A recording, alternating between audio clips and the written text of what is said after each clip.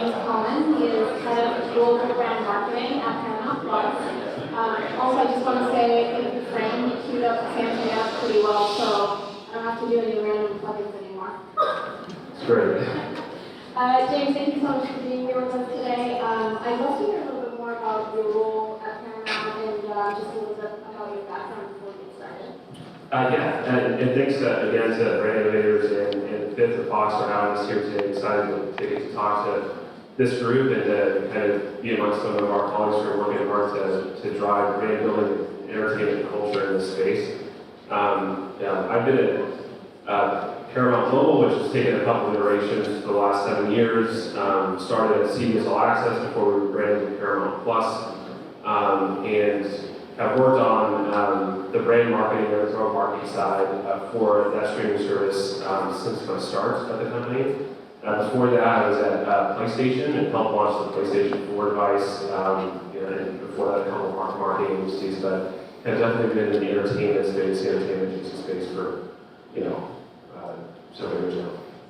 Amazing, yeah. It sounds like you've been part of quite a lot of great things at Paramount, right, including the rebrand, so that was really exciting and seeing where you guys are today. So with our panel today being about brand building the new entertainment landscape, I want to dive into how Paramount is defining the entertainment landscape. I think it's fragmented. I appreciate what Fran was speaking to earlier. I think entertainment can sometimes be too simplified to, film and TV. It's expanded to much more than that. It's interactive entertainment. I definitely was at some of the kind of initial stages of those conversations when I was at PlayStation as to how we bring gaming into the entertainment space. And it's great to see it evolve. I think for us, we're involved in several different spaces, whether it's interactive entertainment, it's traditional entertainment, it's experiential entertainment. We want to be involved in everything because the IP that we build and deliver, we want that experience to be. We want that IP to be experienced in multiple types of formats that you continue to kind of build in this kind of cacophony effect where fans become excited and then they eventually become evangelists of what you're trying to do. Definitely, and you kind of hit the nail on the head there. There's a lot of options, right? On average, consumers are watching about 4 streaming services.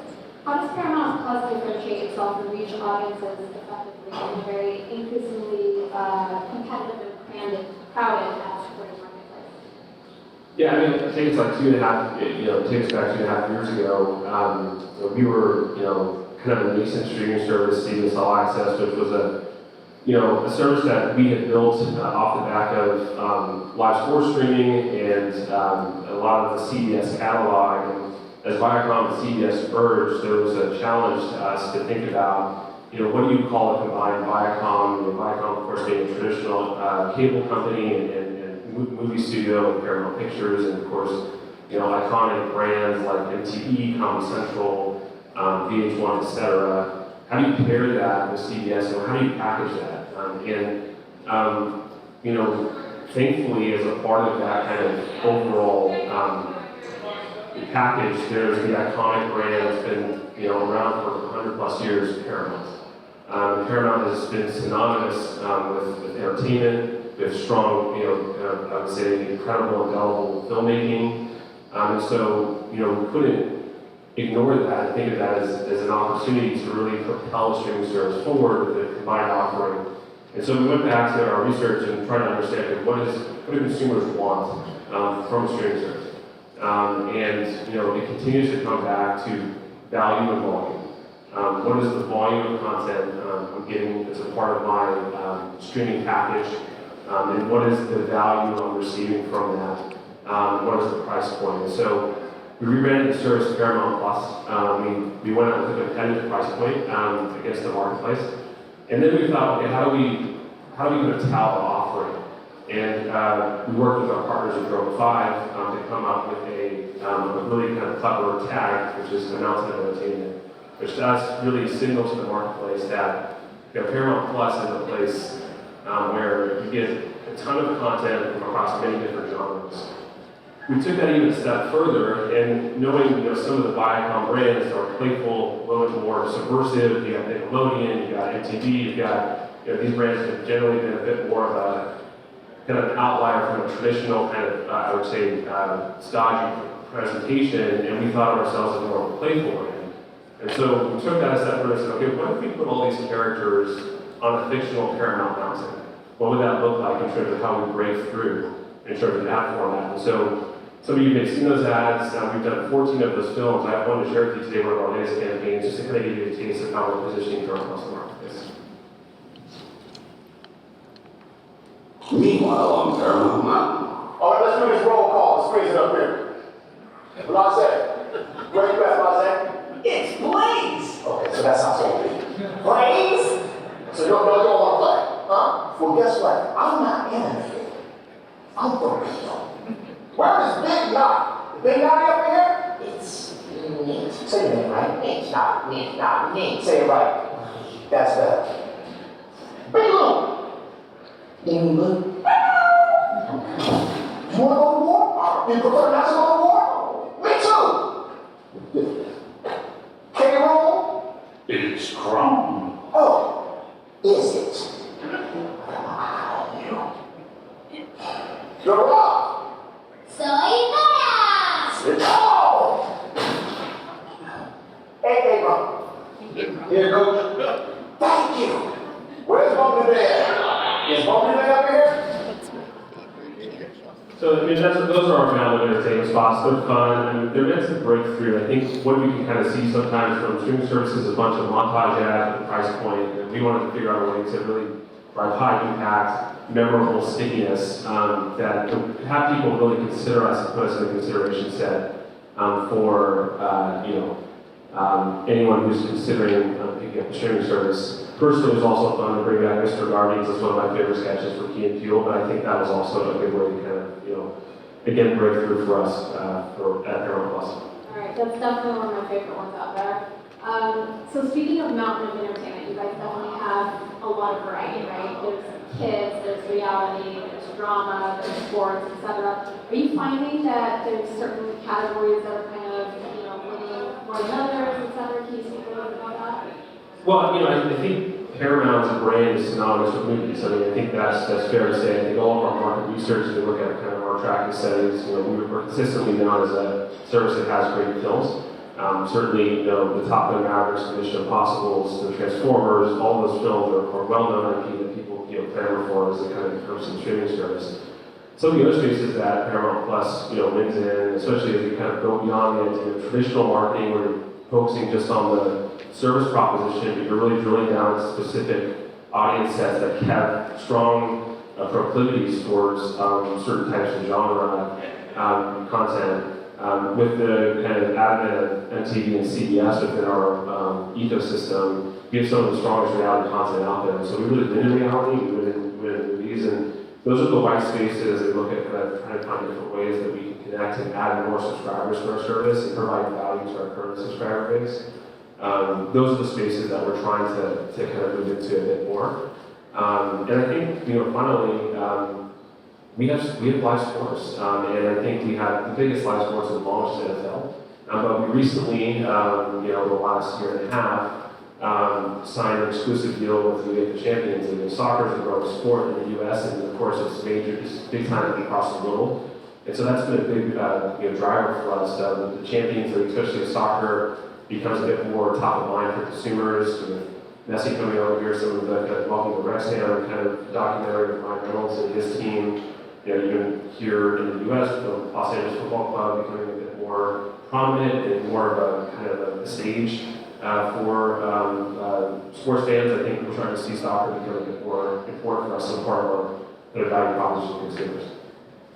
I'm glad you mentioned sports. So when we were kind of trying to figure out, which apps do we keep, which do we not, as there's a ton, and sooner or later you just have too many. Paramount Plus was on we absolutely cannot cut this because my European soccer is on there. So, this household will definitely be a subscriber.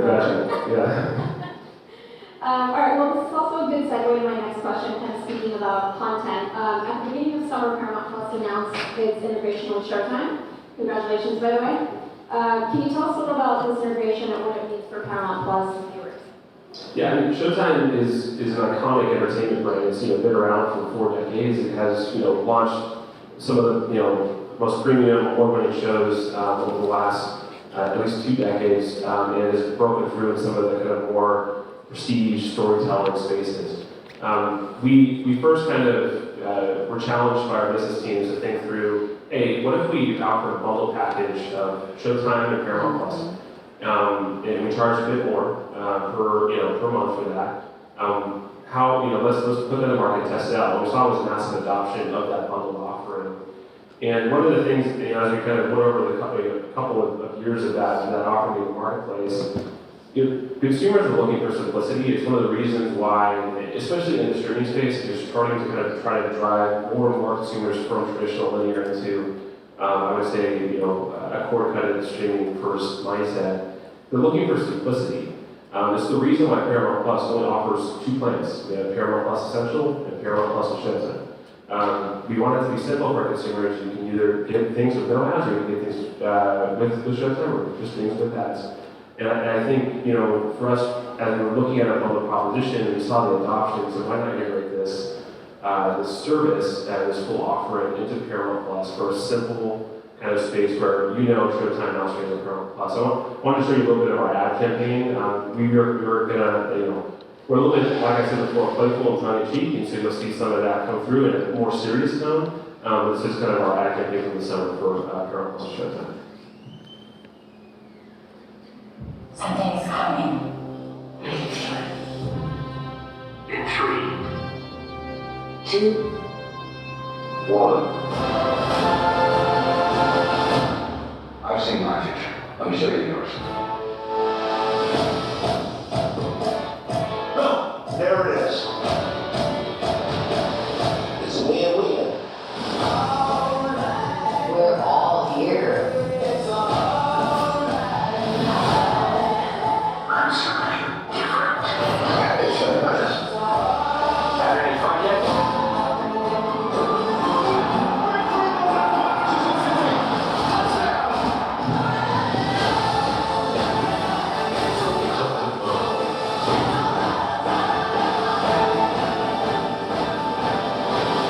You can deny people what they crave. I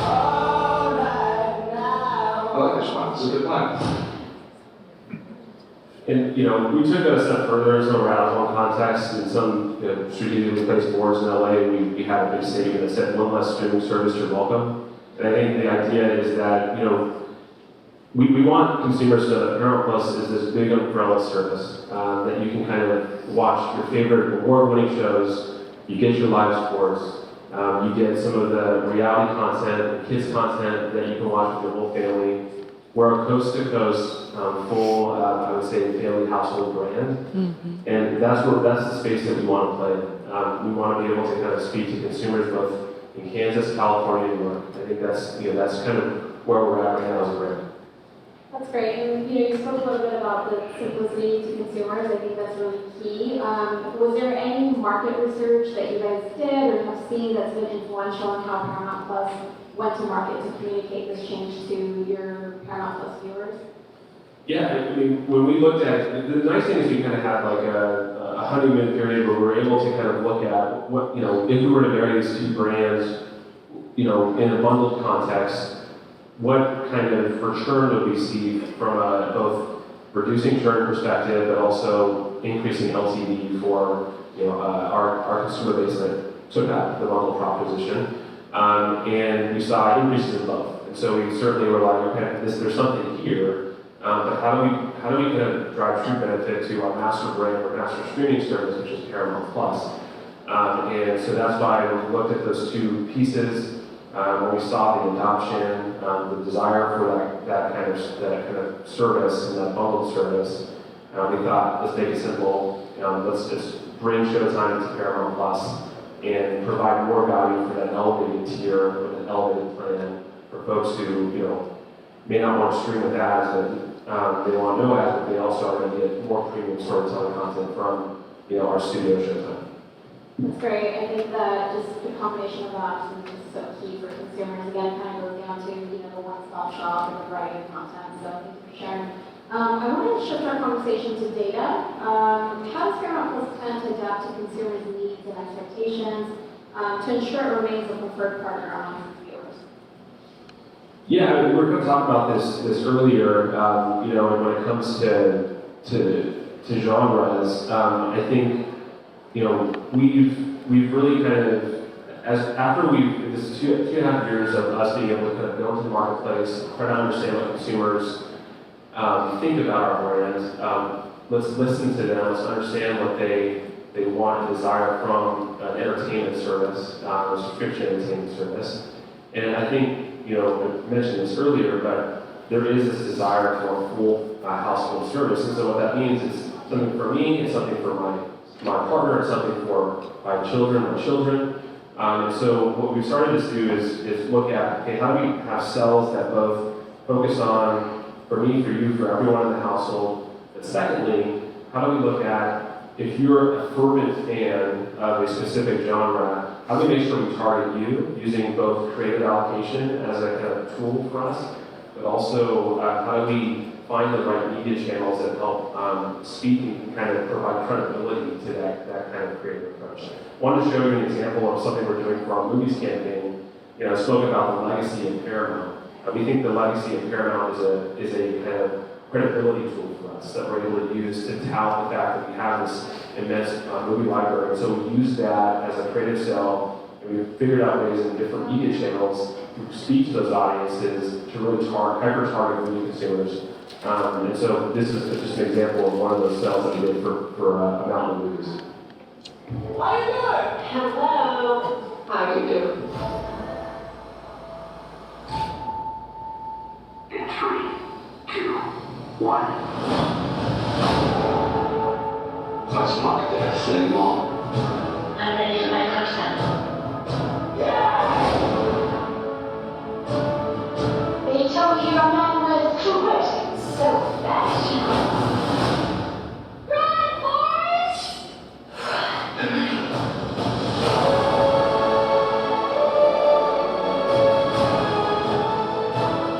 It's got goosebumps.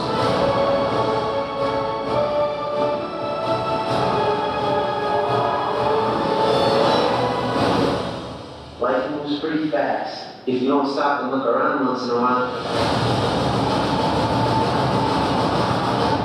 you could miss it. And so that was a cell that we put into market across traditional media outlets. We partnered with some, I would say, traditional movie spaces online. We hyper-targeted movie consumers, and it was one of our best performing in terms of cost per acquisition ads that we had all year. And I think folks are really looking for a full movie catalog, not just that one movie I saw this summer where I thought I was going to go see it and I'm going to watch it at home. They really want to know that, hey, if I watch that film, I've got a ton more where that comes from, and that's opportunity with Paramount Plus. You answered my question about dancing. Try this. I was going to say, you can't not talk about Top Gun, Yes. right? Huge blockbuster. I think we've done Judge and watched it 4 times. That's 2 it. times streaming. Thank you for On your service. Paramount I Plus. appreciate it. So yeah, I was literally going to ask, what does a huge blockbuster like that do for subscription growth and keeping viewers on? Films are huge drivers for us in terms of subscription growth. In some ways, we are the home entertainment channel now. I think for some of these big summer tentpole films, I think what you try to do is you really try to kind of package those big kind of like blockbuster hits with either if it's a franchise with some of its prequel content. By the way, we do that during its theatrical run because we know people, if you're a big fan of Top Gun, which sounds like a lot of people were when it came out, you were a fan of the first film, so you went and watched it on Paramount Plus, and we had it during its theatrical run. The same with all the Mission Impossible movies, Transformers, we always see a spike in that kind of catalog content leading into its release. And so for us, it just means more engagement, less churn, and potentially more acquisition. Makes sense, thank you. So you guys have obviously done an amazing job branding, right? Just across the board in streaming environments. But as we look at sort of the next iteration of that, are there any experiential spaces you're looking at extending the brand to help drive consistent brand attachment for Paramount Plus?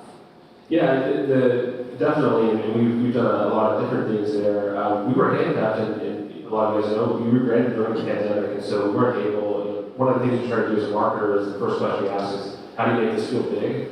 And when we have your kind of traditional media spaces like at home and cinema to an extent and experiential are some of the places you can make something feel like a big deal. We're finally getting back to a place where we're able to do experiential activations. And so, using our mountain as our mascot, right, which is our consistent brand cue that we use for Paramount Plus, we thought, well, what would it look like if we brought the Paramount mountain to people and we took that a step further? And so we reached out to Altera Mountain Company, which some of you may know owns a ton of ski resorts across the U.S., and said, what if we built like a life-size Paramount Plus lodge, on your different ski resort locations, and filled it with alcoves, made it feel like a real lodge, like you're coming off this kind of ski slopes, and you're going to do outright ski, but you walk into a lodge that's built there, and then you kind of fill it with, Paramount's local IP, like you get to have a speakeasy 1883 Yellowstone bar, you get to go to a sports pub, you get to see the Paramount Theater, you get to see, different kind of like a Star Trek kind of activation. And so we built these pop-up lodge experiences, at several different ski resorts, and we also brought it to San Diego Comic-Con, as well as South by Southwest.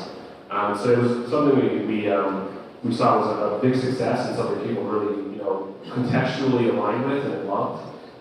So we plan to do that in 2024. But beyond that, we also looked at what are some traditional entertainment spaces that are experiential. So we called up some of you, if you're New Yorkers, may know about Bryant Park Movie Nights, where they kind of show off, summer kind of festival where they show off films every Monday night.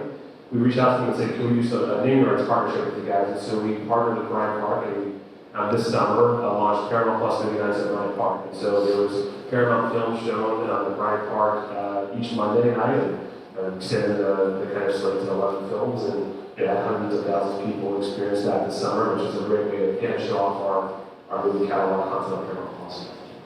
That's amazing. I definitely didn't expect that answer, but that. And also, where can I sign up for this next ski lodge experience? It's coming soon. You will get it. It's October. That sounds amazing. I actually am really looking forward to seeing that. It looks like that's our time, James. It's been a pleasure, speaking with you. Wish you tons of luck, and very excited to see what else is coming on board at Paramount Plus. Thank you, everyone.